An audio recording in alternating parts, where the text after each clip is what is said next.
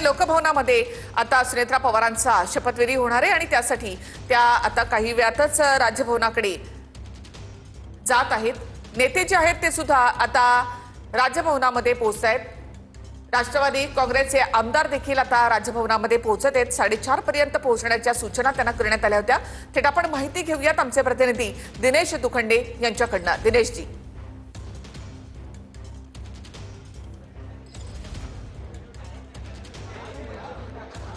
सध्या मी महाराष्ट्राच्या लोकभवन येथे उपस्थित आहे आणि आपण ही सध्याची थेट दृश्य बघू शकता। श्रीमती सुनेत्रा पवार यांच्या उपमुख्यमंत्री पदाच्या शपथविधी सोहळ्याची संपूर्ण तयारी झालेली आहे आणि सगळी आसन व्यवस्था आणि आमदार नेत्यांसाठी ही आसन व्यवस्था पूर्णपणे सज्ज झालेली आहे। इथे आता लोकभवनला राष्ट्रवादी काँग्रेसचे सर्व आमदार येऊ लागलेले आहेत, महायुतीचे नेते येऊ लागलेले आहेत। सायंकाळी 5 वाजता शपथविधीला सुरुवात होईल।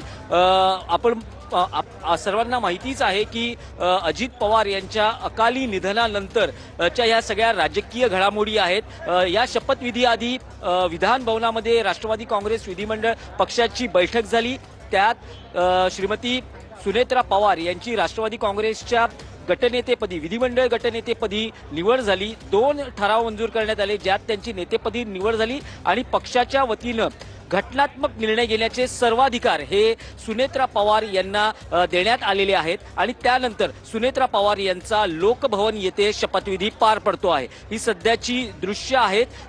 खरं तर महाराष्ट्रावर संकट कोसळलं अजित पवार यांच्या अकाली निधनानं, तितकंच पवार कुटुंबियांवरही हे संकट आहे। पण अशा संकटाच्या काळात काही घटनात्मक जबाबदाऱ्या पार पाडाव्या लागतात। त्या दृष्टीनं राष्ट्रवादी काँग्रेस पक्षाअंतर्गत नेत्यांनी मिळून जो निर्णय घेतला त्याला देवेंद्र फडणवीस यांनीही मान्यता दिली आणि आता श्रीमती सुनेत्रा पवार यांचा उपमुख्यमंत्री पदाचा शपथविधी थोड्याच वेळात लोकभवन येथे पार पडतोय। ही सध्याची थेट दृश्य आहेत लोकभवन येथे आणि राष्ट्रवादी काँग्रेस पक्षाचे आमदार, महायुतीचे नेते सगळे आता लोकभवन येथे येऊ लागलेले आहेत। Back to studio. नक्कीच दिनेशजी, आणि ही थेट दृश्य आपण या ठिकाणी पाहतोय राजभवनामधली, ज्या ठिकाणी शपथविधी सोहळा होणार आहे। महाराष्ट्राला आज पहिल्या महिला उपमुख्यमंत्री मिळणार आहेत आणि सुनेत्रा अजित पवार या ठिकाणी उपमुख्यमंत्री म्हणून शपथ घेणार आहेत आणि त्याचबरोबर जी खाती आहेत त्यांच्याकडे कोणती खाती दिली जाणार ह्याकडे लक्ष असेल। त्याचबरोबर पालकमंत्रीपद जे अजित पवार यांच्याकडे होतं पुण्याचं आणि बीडचं, तर ते पुन्हा सुनेत्रा पवार यांच्याकडे दिलं जाणार का हे पाहणं देखील महत्त्वाचं ठरणार आहे।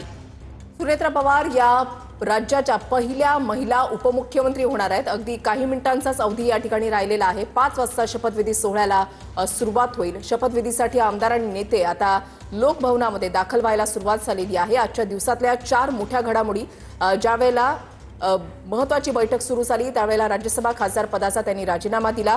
राष्ट्रवादी गटनेतेपदी एकमतानं त्यांची निवड झाली। राष्ट्रवादीचे सर्व संवैधानिक अधिकार हे सुनेत्रा पवार यांच्याकडे देण्यात आले आणि आज संध्याकाळी 5 वाजता उपमुख्यमंत्री पदाची त्या शपथ घेतील।